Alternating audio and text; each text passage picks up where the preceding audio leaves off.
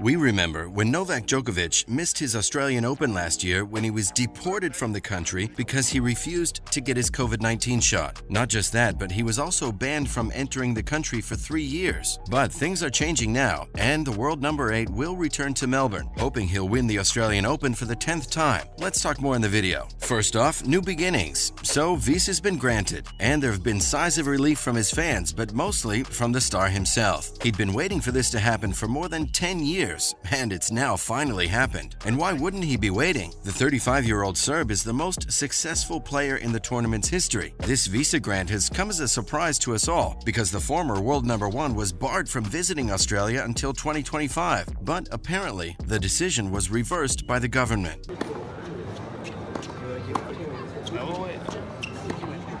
Djokovic said that he was very happy to receive the news about the visa and said that it was a relief, knowing what he and the people closest to him had gone through after the decision about him not playing in Australia till 2025. He continued to say that he couldn't receive better news than this one because the Australian Open has been his most successful Grand Slam. We do believe that he's made some of his best memories there. What with him winning it 10 times, huh? But it all hasn't been easy on him, of course. He said that the news affected his game, and even though it did affect him a little, he didn't let it show in his game because he always prepared himself for the matches. He didn't know what would happen in the decision, but now that he knows and has clarity, it'll relieve some of the pressure off him and his team.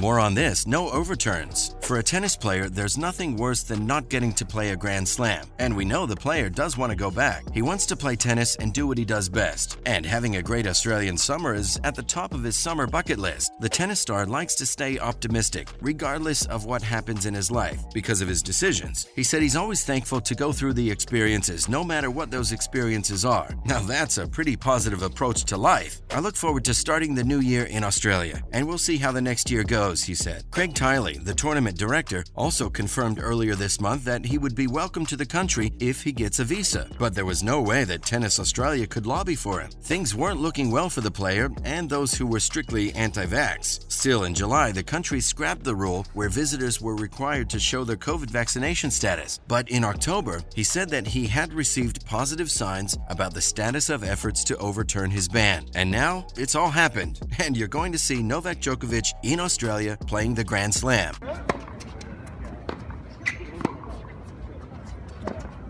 But do you guys remember the time when it all started? What huge news that had become when he was deported after losing his second visa appeal hearing. As we all know, his trouble entering the country started when he refused to vaccinate against COVID-19.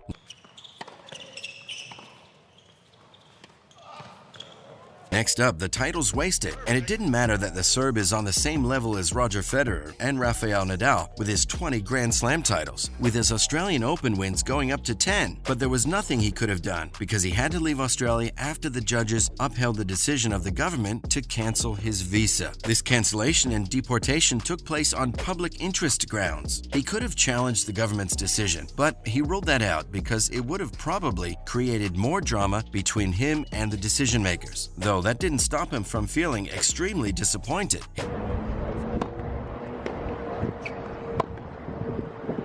He said in a statement that he would like to address the outcomes of the court hearing and that he was disappointed with the ruling that dismissed his application for the judge's review of the minister's decision to cancel his visa. This meant that they couldn't stay in the country or participate in the tournament. He refused to comment beyond this and said that he was going to now rest and recover, hoping for something better to happen. While disappointed, he said he respected the court's ruling and would cooperate with all the relevant authorities, which would help him leave the country. He continued to say that he was uncomfortable that the focus of the past few weeks had been on him, and he hoped that everyone involved in it could now focus on the tournament that he loved.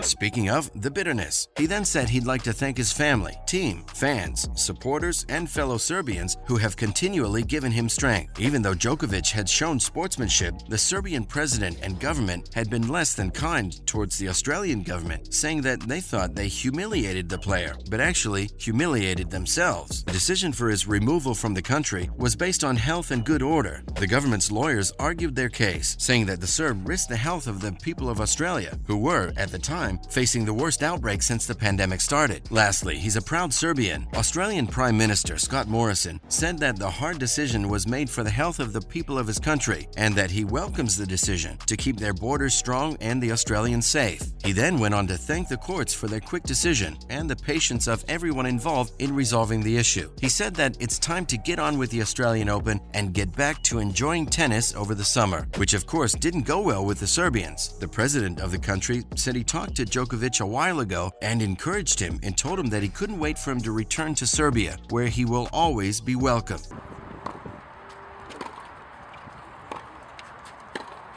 Because he could return to his country anytime he wanted and look everyone in the eye with his head held high. All that drama happened, but in the end, the Australian government decided to overturn the 3-year ban on the star and granted him a visa. So good things are coming for him, and we wish Novak the best of luck for his tournament. Now that we know that things have cooled down between the two, let's move on and talk about how an analyst said that Novak was more low-key than others, starting with the youngster and the leader. In case you didn't know, the reigning champion, Andrey Rublev, will miss the upcoming ATP Finals. He sprained his ankle while playing against Rafael Nadal in the Roland Garros semifinal, and since that injury, he hasn't been able to play a single match, but hopes to start playing again in 2023. We'd like to see Djokovic and Zverev playing against each other again. The German has faced the Serb 5 times in 2021 and beat him twice. Novak was victorious over him at the US Open and Australian Open, but the young star held off the Serbian champion at the ATP Finals and the Olympics. And during all of this, the two have had quite interesting meetings several times. The most recent will be happening at the ATP Finals in November.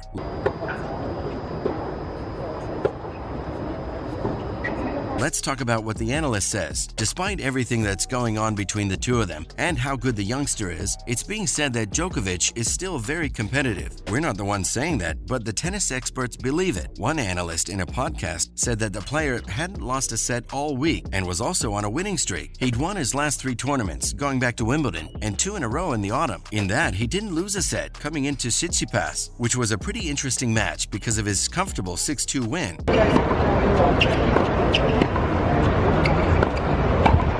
Last of all, the crowd pressure. He then had a 0-30 opening at the beginning of the second set, and his rival in that game, Stefanos, got out and started waving his arms at the crowd, wanting to play with them. The analyst said that it wasn't something anyone should begrudge, because it was wise. He wanted the crowd to react and use a little boost that he'd get from there, which he did, but that didn't help Novak, who was disturbed by it. Even though he wasn't angry, he was a little bit more low-key and slightly less confident. That's it from our side today. If you enjoyed the video, please give us a thumbs up. And if you have any questions or thoughts about Djokovic being granted the visa for the Australian Open, let us know in the comments below. See you in the next one.